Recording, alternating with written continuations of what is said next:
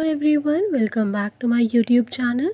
हमने पिछले वीडियो में थॉमसन मॉडल और स्ट्रक्चर ऑफ एटम में एटम सब एटॉमिक पार्टिकल्स के बारे में पढ़ा था।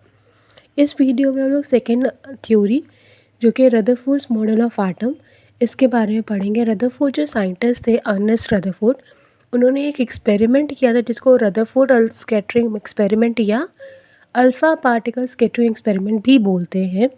उसी एक्सपेरिमेंट के ऑब्जर्वेशन के बेसिस पे उन्होंने ये हमारा मॉडल जो है एटम का वो प्रपोज किया था।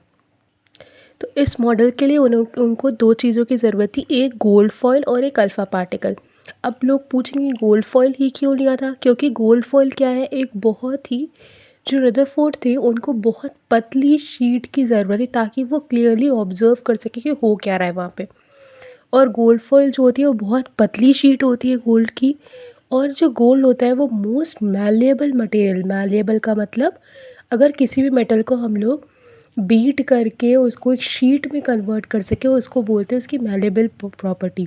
जो गोल्ड है वो बहुत इजीली और मोस्ट मैलेबल मटेरियल मेटल है, इसलिए गोल्ड को रदरफोर्ड ने अपने एक्सपेरिमेंट में यूज़ किया था। दूसरा क्या यूज़ होता है एक्सपेरिमेंट में, अल्फ़ा पार्टिकल्स। अल्फ़ा पार्टिकल्स क्या होते हैं, डबली चार्ज हीलियम आयंस यानी He+2 डबली चार्ज हीलियम आयंस थे। इनका मास क्या होगा 4 म्यू, और ये फास्ट मूविंग अल्फ़ा पार्टिकल्स थे, इसलिए इसमें considerate amount of energy present होगी। तो किया क्या एक्सपेरिमेंट में बेसिकली किया क्या, इन्होंने गोल्ड की एक फॉइल रखी, ऐसी ये फॉइल है गोल्ड की। इस गोल्ड फॉइल के ऊपर अल्फ़ा पार्टिकल का बम्बार्डमेंट किया और उन्होंने ऑब्जर्वेशन मिली, उन्हें 3 ऑब्जर्वेशन मिली जिसके बेसिस पे उन्होंने ये एक्सपेरिमेंट प्रूव किया है। तो यहाँ पर अगर हम लोग देखें तो ये अल्फ़ा पार्टिकल है, यहाँ पे गोल्ड फॉइल लगी हुई, तो गोल्ड फॉइल में अलग अलग गोल्ड के एटम्स है सारे। तो ये अल्फ़ा पार्टिकल्स किस तरह से इस प्रोसेस को इस गोल्ड एटम्स में रिएक्ट कर रहे हैं, इसी को बोलते हैं scattering of alpha particle by gold foil. अब इस चीज़ को क्लियरली ऑब्जर्व करने के लिए, क्लियरली समझने के लिए हम लोग एक चीज़ करते हैं। यहाँ पे हमने सिर्फ सिंगल लाइन में ले ली सारे गोल्ड एटम्स को। अब देखिए हो क्या रहा है, ये है हमारे अल्फ़ा पार्टिकल्स। अल्फ़ा पार्टिकल्स का क्या हुआ, गोल्ड फॉइल पे बम्बार्डमेंट हुआ। बम्बार्डमेंट मतलब उसको वहाँ पे फेंका, वहाँ गोल्ड फॉइल पे जो अल्फ़ा पार्टिकल्स है वो किसी सोर्स से आके उस पर अटैक किए। तो होगा क्या, कुछ जो अल्फ़ा पार्टिकल्स थे वो रिटर्न बैक हो गए। मतलब जो सेंटर से, ये हमारा एक सिंगल एटम है गोल्ड का, अगर इस सिंगल एटम को देखें तो क्या होगा, जो भी अल्फ़ा पार्टिकल सेंटर में आए वो वापस चले गए। कुछ जो सेंटर के पास से थे वो डेविएशन शो कर रहे थे, और जो सेंटर से बहुत दूर थे वो स्ट्रेट पास आउट हो गए। ठीक है, तो मेनली क्या हुआ, most alpha particle pass straight कब पास होंगे, जब वो सेंटर से बिल्कुल पास में नहीं। से ये है सेंटर के पास में नहीं, तो बिल्कुल स्ट्रेट पास आउट हो गए। जो सेंटर पे अटैक किए वो रिटर्न बैक हो गए, और जो सेंटर के पास में थे वो वहाँ पे डेविएशन शो हो रहा है। तो इन्होंने ऑब्जर्वेशन में क्या लिखा, he observed that some alpha particles show small deviation, some alpha particle get reflected back by 180 degree.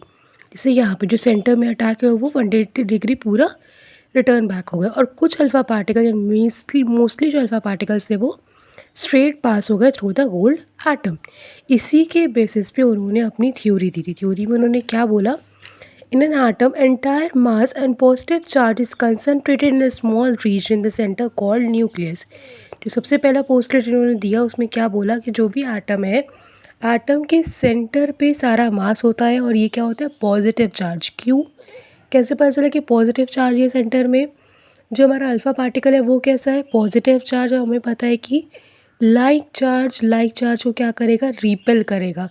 और लाइक अगर सेम पॉजिटिव चार्ज रहेगा तो उसको रिपेल करेगा यानी वापस भेजेगा, अगर पॉजिटिव नेगेटिव चार्ज है तो उसको अट्रैक्ट करेगा। तो यहाँ पर ये पॉजिटिव चार्ज था, ये भी पॉजिटिव चार्ज है, इसलिए ये इसको रिपेल कर रहा है। इससे ये पता चलता है कि सेंटर में पॉजिटिव चार्ज ही प्रेजेंट है। तो इस पॉजिटिव चार्ज को इन्होंने नाम क्या दे दिया, न्यूक्लियस। सेकेंड क्या बोला, जो पॉजिटिव चार्ज है न्यूक्लियस का वो किसके वजह से है, प्रोटॉन के वजह से। इलेक्ट्रॉन क्या है, नेगेटिव चार्ज, जो कि कहाँ रिवॉल्व कर रहा है, न्यूक्लियस के बाहर। थर्ड क्या बोला, जो साइज़ है न्यूक्लियस की वो बहुत छोटी है as compare to that of atom. ठीक, अब ये तो पोस्टुलेट से एक्सपेरिमेंट के बेस पे इन्होंने थ्योरी दी। अब इसके ड्रॉबैक्स क्या होगा? यही ड्रॉबैक है जो उसमें भी हमने पढ़ा थॉमसन ने, स्टेबिलिटी। इन्होंने बोला क्या, इलेक्ट्रॉन्स क्या है, अगर ये सेंटर पे न्यूक्लियस हुआ, इलेक्ट्रॉन क्या है, यहाँ पे रिवॉल्व कर रहे हैं न्यूक्लियस के अराउंड। अगर इलेक्ट्रॉन यहाँ पे रिवॉल्व कर रहा है तो वो एनर्जी रिवॉल्व करने के लिए, यानी रोटेट कर घूमने के लिए उसको क्या चाहिए होगी, एनर्जी। तो वो जब घूम रहा है तो वो एनर्जी कहीं ना कहीं पे लूज़ कर रहा होगा। तो ऐसे एनर्जी लूज़ करते करते एक पॉइंट आएगा जब वो सेंटर में जाके गिर जाएगा। तो अगर इलेक्ट्रॉन सेंटर में जाके, यानी न्यूक्लियस में जाके गिर जाएगा तो उसकी स्टेबिलिटी तो रहेगी ही नहीं। हमारा जो एटम है वो अनस्टेबल हो जाएगा। लेकिन हमें पता है कि एटम क्या होता है, स्टेबल पार्टिकल है। तो ये जो रदरफोर्ड का मॉडल है, इन्होंने स्टेबिलिटी ऑफ एटम को एक्सप्लेन नहीं किया था। तो यही था इसका मेजर ड्रॉबैक। आई होप आपको ये पूरी वीडियो समझ में आई होगी। अगर कोई भी पॉइंट समझ में आया हो या ना समझ में आया हो तो आप प्लीज़ कमेंट बॉक्स में कमेंट करें, मैं उसका रिप्लाई ज़रूर दूँगी। So like, share and subscribe to my channel. Thank you.